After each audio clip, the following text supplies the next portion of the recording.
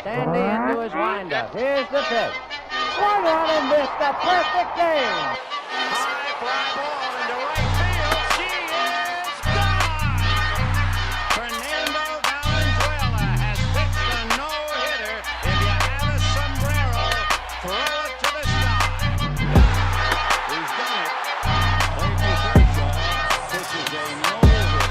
It is gone. It is a walk-off home run for Justin Turner. Ohtani sends one in the air. The other way. Back it goes. One of a kind player. One of a kind season. Shohei Ohtani starts the 50-50 club. Freeman hits the ball to right field. She is gone. Meet Freddie. Start the party, Los Angeles. Your Dodgers have won the World Series. Roki Sasaki has met with the Dodgers. We've got the very latest on the Dodgers' pursuit of the Japanese phenom pitcher. We're also talking Dave Roberts. A big extension is in line for the two-time World Series champion. Got some more details about Teoscar Hernandez's contract with the Dodgers and what will LA's next move be? That's coming up next on Dodgers Dugout Live. It's time for Dodger baseball. Welcome to Dodger Stadium. This is the golden age of Dodger baseball. The Dodgers are building a dynasty. You got it, Warrior Parade. We got a parade. The Dodgers punch back and head to the championship series. Ohtani starts the 50-50 club. Mookie Magic. Freeman hits the ball to right field. She is gone. Start the party, Los Angeles. Your Dodgers have won the World Series. Think blue, bleed blue, and I'm out. What is up, Dodgers Nation, and welcome to another episode of Dodgers Dugout Live, the #1 Dodgers show and podcast on YouTube. My name is Doug McKain, credential member of Dodgers Media. You can follow me on X and Instagram at DMac_LA. Now, if you haven't yet, if you guys want to give me a gift for the holidays, if you want to start a New Year's resolution, make that resolution to watch every single episode of Dodgers Dugout Live.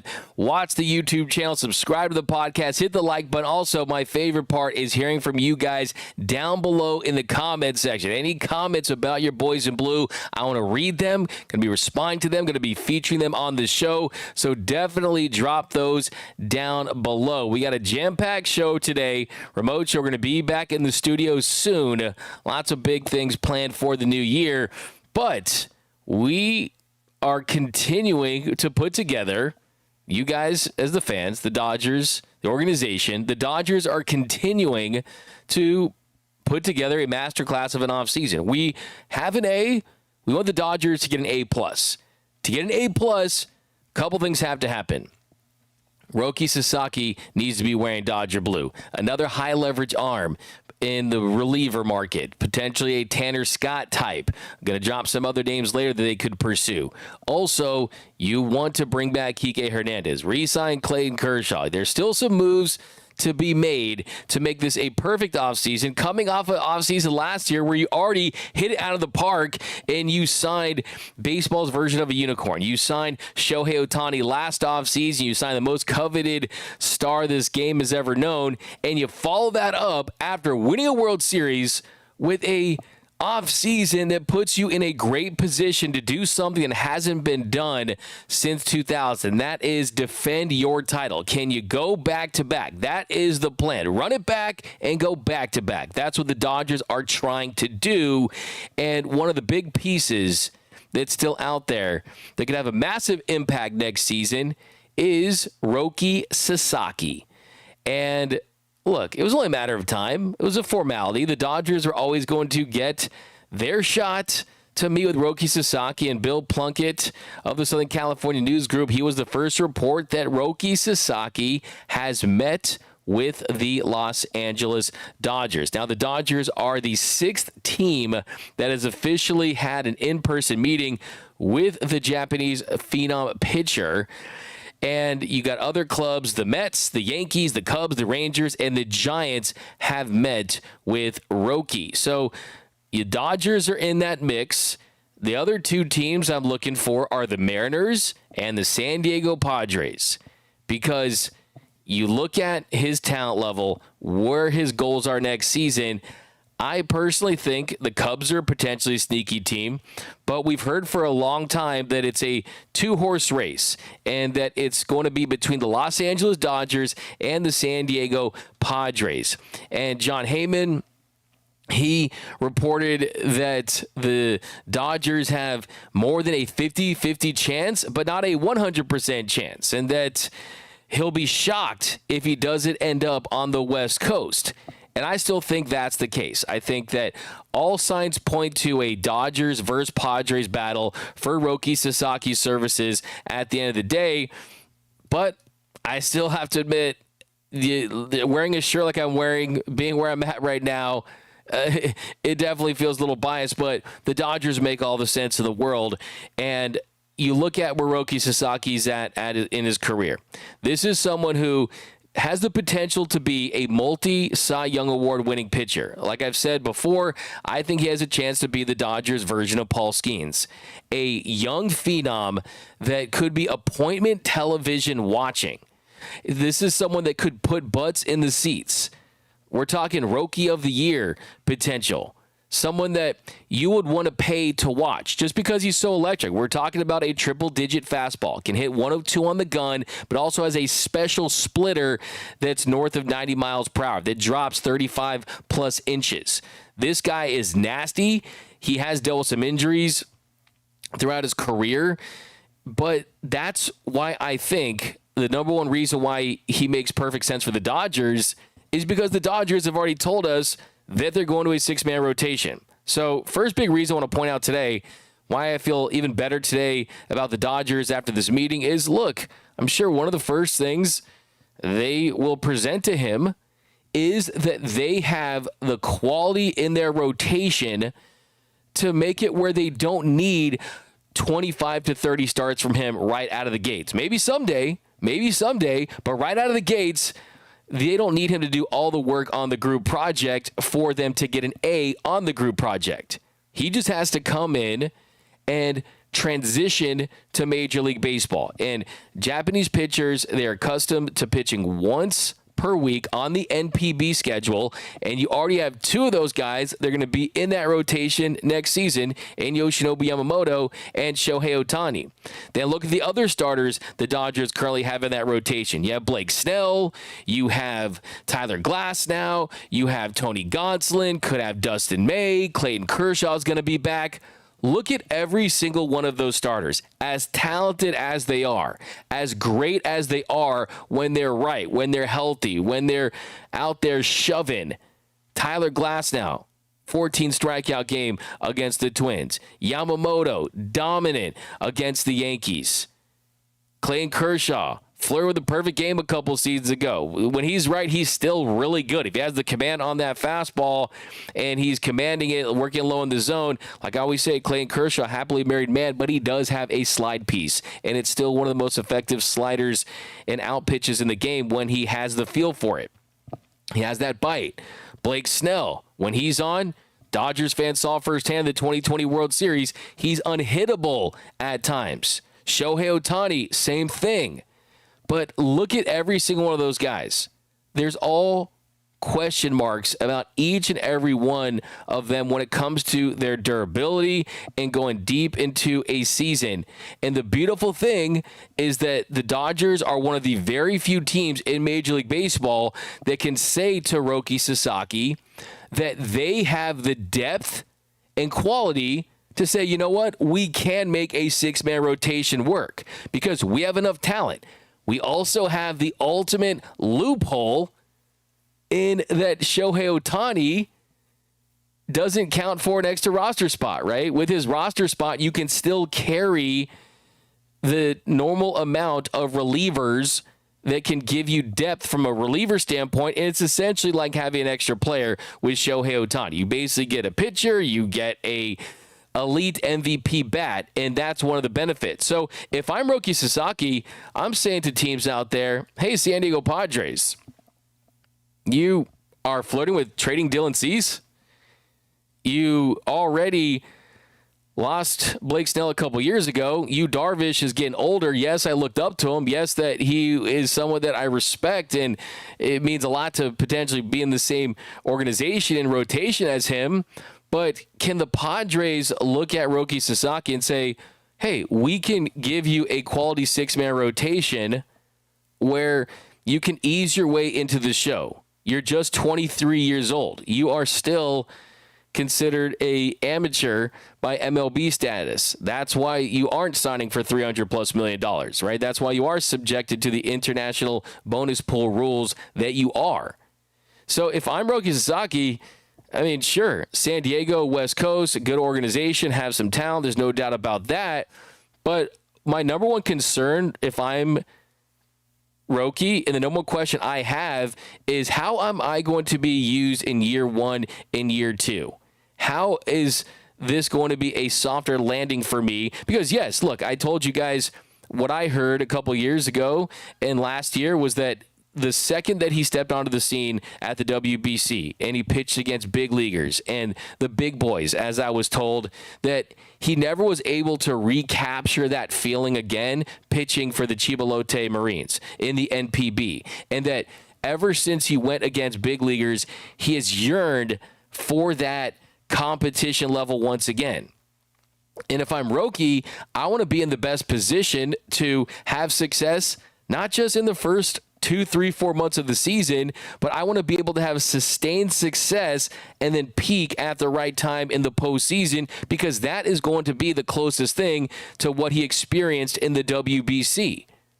That's going to be that similar feeling on the big stage, under the bright lights in the postseason.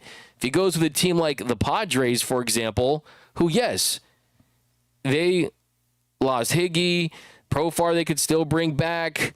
I mean, there are some things that they can still do, and they were very close to the Dodgers last season. They were one game away from beating them in the NLDS.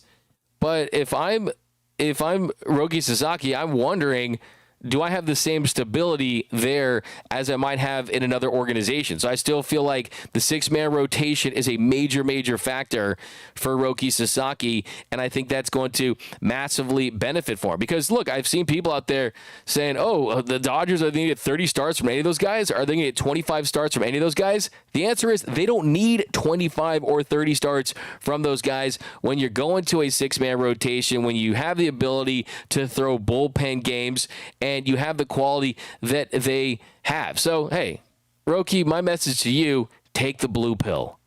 Take the Dodger blue pill. Join an organization that has all the resources, all the technology, all the coaching to take what you have now, which is otherworldly generational talent, 102-mile-per-hour fastball, 91-mile-per-hour splitter. It's pitched a perfect game. She's been absolutely dominant at times. Take that and trust an organization that Shohei trusted, that Yamamoto trusted, that pitchers around the league are lining up for to sign one-year deals with, so they can put them in a better position to sign long-term deals. And that brings me to my next point of why Roki should take the blue pill. My next point is, let's talk extension. Let's talk long-term contract extension. Let's talk big money in the future. Yes, of course, he is going to be making less than $10 million, right? Let's not forget, just kind of back it up a little bit. Let's not forget that he's less than 25 years old. And because of that, he's considered an international amateur based on Major League Baseball's rules. And that means that he will be signing a minor league contract where the bonus is completely restricted to however much money the Dodgers, or whatever team that signs him, has in their international bonus pool money, in the space that's left for that. So that does take away any financial advantages, any financial muscle that the Dodgers or the Mets or the Yankees or any big market teams can flex on them, right? This is a relatively equal playing field. And as Joel Wolf told us at the winter meetings, one of the things that stood out to me, the number one thing that stood out to me was that his advice to Shohei, to Roki Sasaki, as it was to Shohei Ohtani a few years back, was don't make your decision based on money, because the money is so close, it's so marginal. We're talking about a difference of a couple $1 million from the team that can give him the most versus the team that can give him the least. Think about the long-term gains of what that organization could bring for you. And if you are the Dodgers, look, they can say they don't have a handshake deal, and I don't think they do. I really genuinely don't think the Dodgers have a handshake deal with Roki Sasaki. I do love the Dodgers' chances to ultimately sign him. I do think that knowing Roki, what he's really communicated to Joel Wolf, his agent, and what his agents communicated to us is that they're going to go through this process with integrity and go through it the right way. So I trust him on that level. And he also mentioned to us, Joe Wolf, Roki's agent, that, look, you can't just offer him a big extension in year one, right? That's not how this works, okay? It would not be approved by Major League Baseball for any team to sign him under this international bonus pool money and all of a sudden turn around and give him a big contract. That would look like there was a handshake deal, just would not fly. It would not get approved. But when the time is right for Roki Sasaki to sign a contract extension, let's say he does come in year one or year two and establish himself as one of the best pitchers in Major League Baseball. Let's say he does live up to the hype, which the hype is going to be massive. It's going to be extremely high expectations for him. But when he does live up to that hype, if it is with an organization that he's comfortable with, this is someone that might just want to sign an extension, might not want to go all the way to free agency, and the Dodgers would be happy to give him a big deal when the time is right. Could you say the same thing about the San Diego Padres? Salary is always going to be a part of the conversation. Yes, the Padres, for the market that they are, they have impressively been able to sign some mega deals. Manny Machado, Fernando Tatis Jr., the Xander Bogaerts deal, I don't think is going to look like a good deal for them at the end of the day. And a lot of that was the organization really trying to compete at the highest level. You got to give them credit for that. But look, I don't care if the Padres win the World Series for the next 3 or 4 years in a row. They'll never be operating on the same financial parameters as the Los Angeles Dodgers, just because of sheer market size, because the Dodgers are an international brand that has a television deal worth more than $8 billion, and they lead the league in attendance, and they also have a superstar in Shohei Ohtani who's deferring 97% of his contract. By the way, congratulations to Shohei. We got a Shohei baby on the way. We'll talk about that in a little bit. So if I'm Roki Sasaki, I'm looking at an organization where, hey, let's say I make the right choice. Let's say I'm comfortable there. Can that team pay me what I'm worth? Because he knows what Yamamoto got. He knows what elite starting pitchers are getting. He knows that his goal, like Andrew Friedman told me in Dallas, his goal is he thinks he's one of the best pitchers on the planet. And the Dodgers, they think that he has the potential to be one of the best pitchers on the planet. And if you are that and you're that age, you're in line with a massive, massive payday. So one thing I'm strongly considering is what teams can pay me.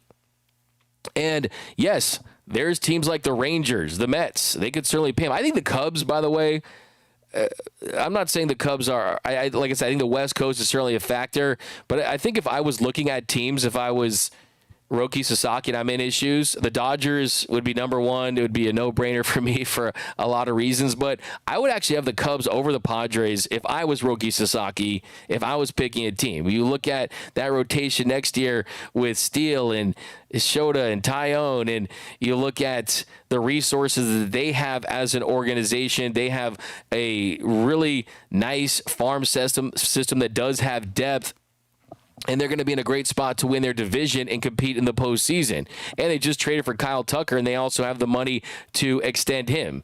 You got Seiya Suzuki. We'll see what happens with that and if he ultimately does get traded. But I think the Cubs I would have ahead of the Padres if it were me, if I was Roki Sasaki. And if I was Roki Sasaki and I was looking at the Padres, my big fear would be, what if you go to the Padres, they're not competing in the division, and they decide to be sellers? What if we're at the trade deadline and the Padres are sellers and they're going in that direction? They say, okay, the Dodgers, they're too tough in the division. It's getting overwhelming for us. And if you're Roki, do you want to play beneath the Dodgers for a portion of your career where you're trying to prove yourself in this league? And do you want to be losing to your fellow countrymen in Yamamoto and Ohtani and watch them win World Series titles and go on to be one of the great dynasties in the sport? That's not a guarantee, but that's something that 100% could happen. There's definitely potential there. So look, I mean, all I'm saying is they just got to put me in the room, Andrew and company, Brandon, just put me in the room, and I won't let Roki Sasaki leave without agreeing to join the Los Angeles Dodgers. But that is the latest with Roki Sasaki right now. He has officially met with the Dodgers, and his agent Joe Wolf did say they were going to have a central location to meet with teams, and that he was going to go home back to Japan for a couple weeks during the holidays. So I think this is a lot of preliminary stuff with a lot of teams. I don't think this is a college football 5-star recruit that's going to visit different colleges just for free meals, to get the gear, to go to the parties just because it's cool and they can post stuff on social media. No, I think that he's really getting to know these teams. They're going to go through a process. And the good thing is his agent, Joel Wolf, also represented Yoshinobu Yamamoto and helped him through this process. And he certainly has a firm understanding of how it goes. So I think that's only going to help it. But, hey, let's not forget, this, when it comes to Roki Sasaki, if I had to pick Teoscar coming back, signing Blake Snell, bringing back Kike, bringing back Kershaw, all these guys, I would pick signing Roki Sasaki over all those. I know it sounds crazy. I would, though, because of the potential there and how much he is going to cost. We are talking about someone that could win multiple Cy Youngs, could be a top pitcher in the sport for less than $10 million. That is what is at stake. This is like buying Apple in the early 80s, right? So he's number one on my list. I need Roki Sasaki like I need oxygen. But I know that was a lot, guys, so let's go into the comments. Welcome to Dodgers Dugout Live, #1 Dodgers show and podcast on YouTube. Things heating up. I mean, this has been a fun offseason, man. I've loved this offseason. You signed 5 new deals. You get the top pitcher, in my opinion, as far as overall stuff in Blake Snell. Teoscar's back. You bring back Blake Snell, Blake Trinan. You bring back Kike, hopefully, ultimately. You bring back Clayton Kershaw at some point. You extend Tommy Edman.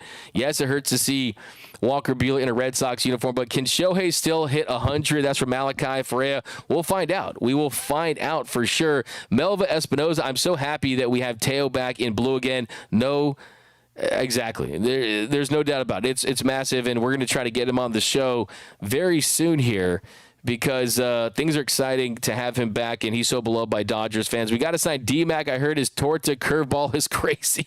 That's from Ricky ZR3. You know, I actually had a Torta the other day, a delicious Torta, and for some reason I didn't take a picture of it because I was so hungry, and I just crushed it like crazy. Bruh.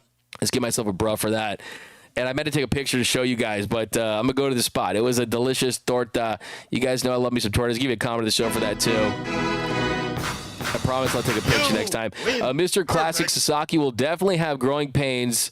Yeah, that's the thing, too. Growing pains and adjusting and look, having guys out there helping him with this process is going to be big. Mike Saldana, Yamamoto is still unproven. We are not sure if Shohei will pitch like he used to. We have a lot of questions in our step. Absolutely.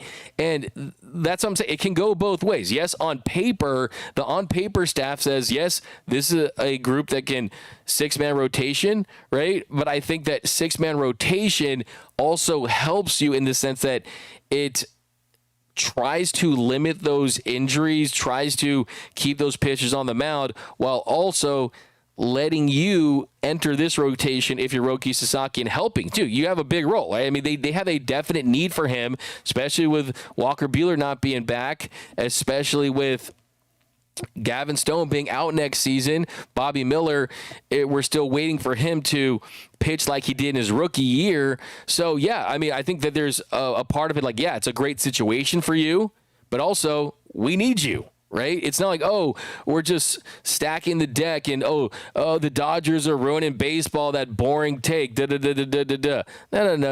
That's not the case here. The case here is that, hey, we had a team for the Dodgers last year that had 3 starting pitchers in the postseason. So you can never have enough starting pitching. What up, Nando? What's up going on, man? Alex PPG, BTW, Ashton Genty should have won the Heisman. What talking about? You guys think? I don't know. I think they're gonna beat Penn State. I think Penn State wins that one tomorrow. Flat_life. Hopefully they put May in the bullpen. That's I think the move. I really do. I think keeping on the mound, that 3/4 delivery. He's so nasty, but I mean these guys, the money is bigger as a starting pitcher. If they think that he has another opportunity to do that, you got to at least give it one more try because Dustin May is he's not old, man. He's not old. He's going the final year of his arbitration. He'll be a free agent next offseason, but he's 27 years old. And look, I mean, you could see a Michael Kopech situation, right? I mean, Michael Kopech, he says he still wants to just try to be a starting pitcher. So, hey, it's keeping on your mount. Ken Warm says D-Mac, the Padres can't afford him down the road. I mean, I look, for a player like Roki, you find the money, but I do think that it's easier for the Dodgers to pay him and still have a lot of talent around him. And you want to be surrounded by talent, right? Look, that Japanese team, that team that won it all, they had a lot of talent, right? You had an enormous amount of talent. You won the World Series. You won the WBC, right? And you want to win the World Series. You want to be surrounded by talent. So I think that's certainly something that you do want to consider for sure. Harrison Levy, if Roki wants to face the best hitters in the league, he might be better off on the pause. LOL, JK. No, man. Hey, look, they got spring training. He's got spring training to face Shohei Ohtani and the best hitters in the league for sure. Mr. Classic, you assume we'll be fine because we had so many injuries last season. I don't assume anything. For me, I wake up at 3:30 in the morning in a cold sweat still this day thinking about starting pitching depth, okay? And as Padres won't make the postseason in 2025, what about Kike? Where will he sign? That's from Respo. Look, everything I've heard, everything that we know, it seems like it's a really strong chance that Kike Hernandez is back with this group. I'd be absolutely shocked if he's not a Dodger in 2025. Nando 390, I once took the blue pill from 7-Eleven. Great weekend. Okay. Nando 390, you're getting the bruh. Come on. Come on, man.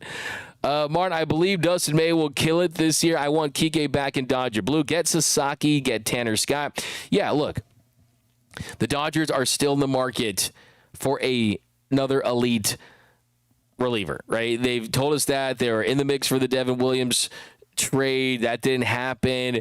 And you know that there's certainly a spot for him, and we'll see. I mean, there's some other guys out there. I mean, Kirby Yates is rumored to potentially have a reunion with the Rangers. Jeff Hoffman, Kenley Jansen's still out there. Carlos Estevez is still out there. How about former Dodger Chris Martin is still out there? You guys talked about trade for Ron Helsley. I mean, they're going to acquire another elite reliever with their money. You're saving. If you get Roki Sasaki, you probably feel even better about giving Tanner Scott $60 million, right? Because of how much you would be saving without having to pay him that price. So, yeah, I think that's certainly right on the top of the list behind getting Roki Sasaki back is, do you add another elite high-leverage reliever? Because the Dodgers know after this postseason run that this game is won and lost in the bullpen, and that you need those big guys going in big spots to be able to finish the job in some of these games. So, yeah, I definitely think that the Dodgers are going to add one more high-leverage reliever before this offseason ends, because I know that Andrew Friedman, who's already told us he does not want to buy during the year, the last thing he wants is to start the season and have a bullpen deal with injuries and a bullpen that has volatile pieces year to year. Look, bullpen pieces year to year, there's ups and downs, right? They're volatile in nature. So get another guy you can trust this offseason, and you're going to be in a good spot to not have to go to market during the year and pay a high price for guys that are most likely to be rentals. So I totally agree. We got Get Sasaki, but don't be surprised about his injuries. Yeah, I mean, look, I think with Sasaki, he's dealt with some shoulder fatigue. He dealt with an oblique injury. And look, pitcher injuries are widespread. They're not exclusive to the Dodgers. The Dodgers did have more pitchers on the IL than any team last year. They used 40 pitchers last year, more days spent on the IL than any team. But as far as the game-to-game training, like, I've talked to a lot of these pitchers for the Dodgers about the staff, and they tell me that they're 10 out of 10, right? They're A1. They're as good as it gets.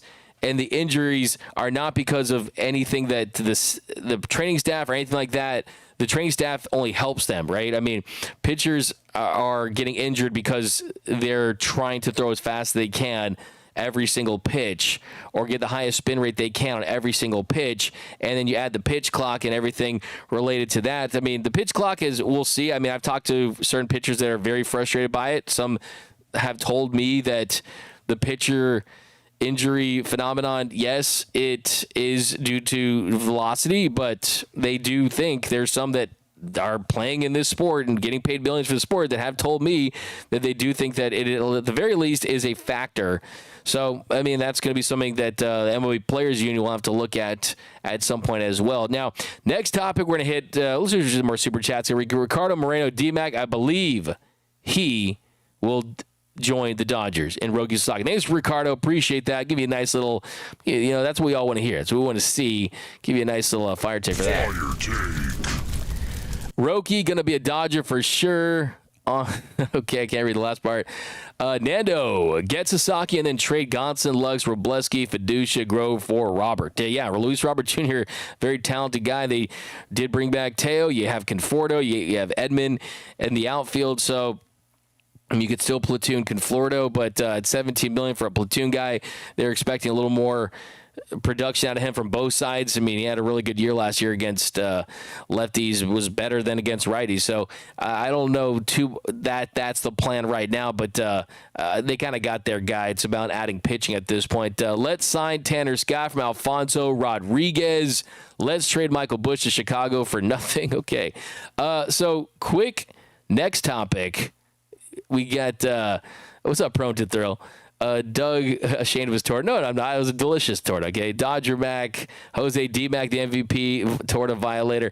So let's switch gears to Dave Roberts, because there was a report in the LA Times by Jack Harris that the Dodgers are expected to negotiate a lucrative long-term extension for Dave Roberts. He's currently in the final year of an extension that he signed that was for 3 years, a 3-year pact that he signed in 2022. So Dave Roberts is in line to not only get paid, but to be here for, as Dodgers general manager Brandon Gomes said, for the foreseeable future, until they can, as long as they can see out, is what Brandon Gomes said about Dave Roberts' future with the Dodgers. And look, it's tough to argue anything else. I mean, the Dodgers clearly have their guy, and I know that we're going to be in spring training.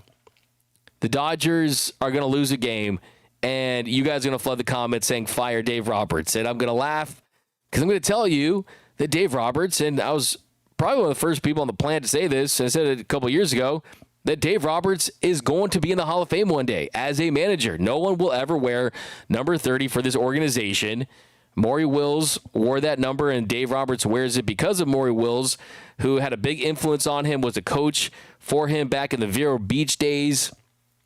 And Dave Roberts, in his 9th season with the Dodgers, yes, there's been lows. I call those growing pains. I call those, you're not going to bat 1,000. Your favorite player, your favorite manager, they're not going to be perfect all the time. And I've said it for a long time that Dave Roberts had to win 2 to win 1. Well, he's done that. In his 9th season with the Dodgers, he's won the division 8 times. The one time he didn't win the division, the San Francisco Giants, I don't know what they did. They threw a bunch of goats into the McCovey Cove and did some black magic voodoo stuff out there, and they won 107 games. And that was the only time that they don't win the division. He has 8 division titles. He has 4 NL pennants. He's got 2 World Series titles. He's got the highest winning percentage in Major League Baseball for the first 9 years of a manager's career, and he should have won another World Series if it weren't for the cheating Astros. So the question now isn't, will he be the Dodgers skipper long term? It's, how much is he going to get paid? He is front facing. He is the spokesperson for this team, essentially, as far as handling the media for any type of event. He's going to get paid. He's going to get a big deal, and he's going to be here for a long time. Look, he already has tied Lasorda and Walter Alston for World Series titles with this organization. He has 2 World Series, should be 3. I think when it's all said and done, he'll end up with at least 5. I really do. I think he'll end up with 5 World Series titles with this Dodgers organization.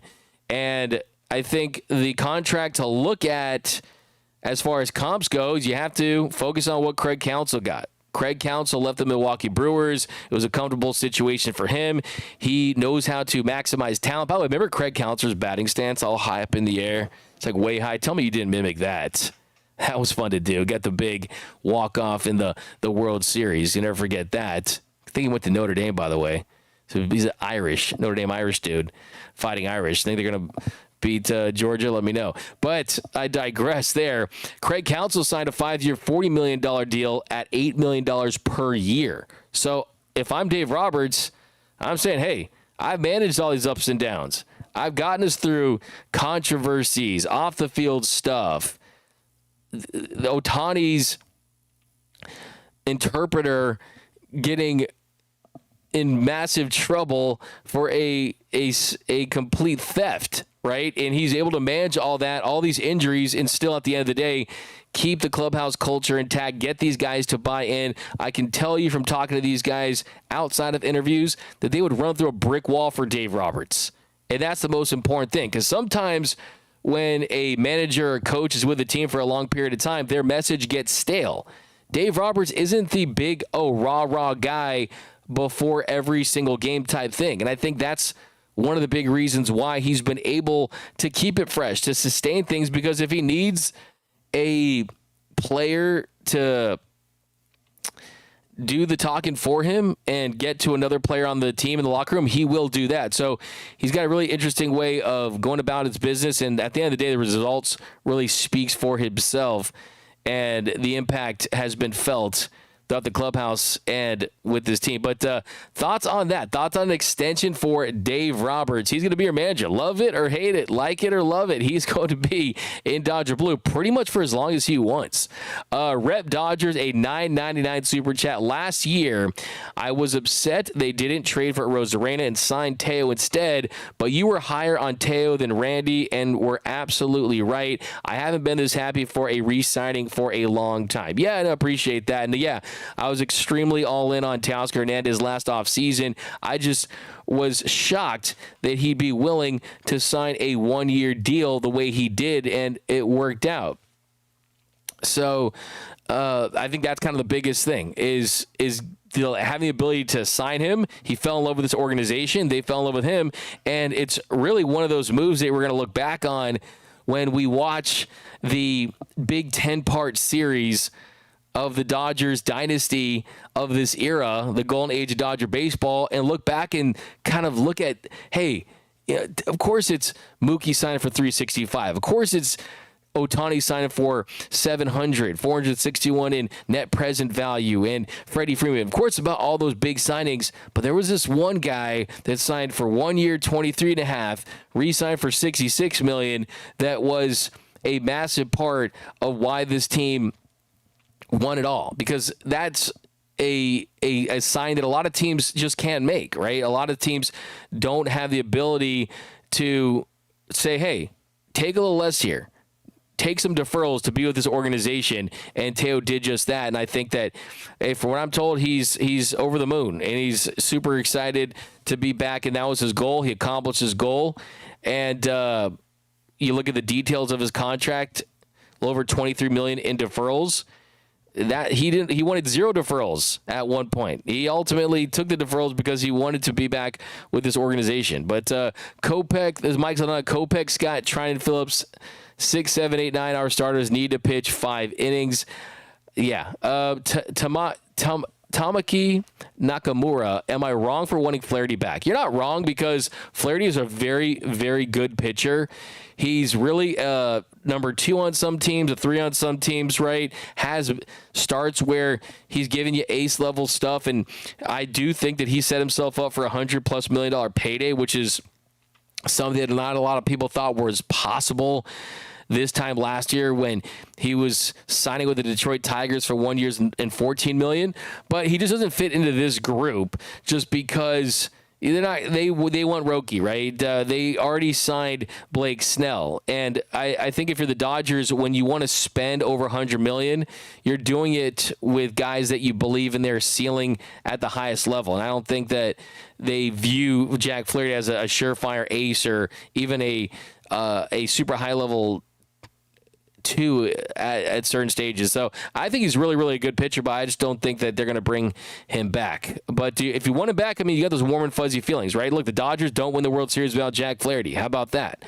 But I think it's mission accomplished for him. He accomplished his mission. It was get traded to your hometown team, win a World Series, set yourself up for a nice payday. I think he's going to do just that, and he'll always have love and respect from Dodgers fans every time he's in town. Money Magnum D-Mac, when Roki signs with the Dodgers, I'm putting in a bet for him to be Rookie of the Year. Book it. I love it, man. I'm telling you, the headline's already, I got the headline figured out. It's Rookie of the Year. There we go. So you got to love that. By the way, quick, you guys see this? Shohei Ohtani. This guy's breaking all of his news on Instagram. Look at this. You got Shohei Ohtani posting on Instagram that he's having a baby, man. So I'm going to give Shohei the comment of the show today. Give him some love for that, because that's pretty awesome. I'm sure this guy is going to be an absolute superstar of whatever sport he chooses to play. And, yeah, I mean, who knows? Maybe we could see who knows how long Shohei Ohtani wants to play. But I don't think he's going to the ages don't work out for him to be a Bronny James situation. But, yeah, I mean, telling you, this guy's going to be a future superstar with the Dodgers. And kind of the big takeaway from all this is, man, like I said it before, I'll say it again, like Shohei Ohtani really just absolutely grew up with the Dodgers. Being with the Dodgers for Shohei, to me, it feels like the real world. It's like Anaheim was his college, right? He went to college there, figured some things out, perfected his skills, and then he goes to the Dodgers, gets married, announces it, wins a World Series, also goes through some stuff, goes through some real world stuff like he went through with Ipe, goes through some stuff, perseveres, becomes the first 50-50 guy in the sport, and then wins a World Series, and then announces he's having a kid. So this is real-world Shohei Ohtani at this point. I love me some real-world Shohei Ohtani, because you don't know what he's going to do next. You don't know what he's going to post and reveal next. And I think that he's more interesting. I think that as superhero like he feels, I mean, he doesn't feel like he's a human on the diamond as a player, but he feels more relatable as a person. It feels like we just know more about him as a person, and that's why I think that he's even that much more interesting. I really do. Because, I mean, in the past with Anaheim, there's a lot of mystique, but it just felt like this is a guy who had a bed in the dugout or a bed in the bullpen, slept there all day. And look, went to the ballpark and did what he did. And look, this guy's eats, sleeps, and breathes baseball, and I don't think that's changed at all. But, hey, we know Decoy now, right? Decoy is like the unofficial mascot of the Dodgers, right? We got Decoy. We got Mamiko. We've got, we just know more about the guy. And I think it's cool. He does feel just like more of a real dude with the Dodgers. And look, he's having the time of his life. He's absolutely loving life as a Los Angeles Dodger. And I think that, he's really just realized his professional baseball dreams, but I also think too, a lot of his goals that he had outside of life too, you see him accomplish in just year one. In just year one, he's doing that. So I think it's a beautiful thing as well. But let me know, what is your response? What are your thoughts on Shohei Ohtani having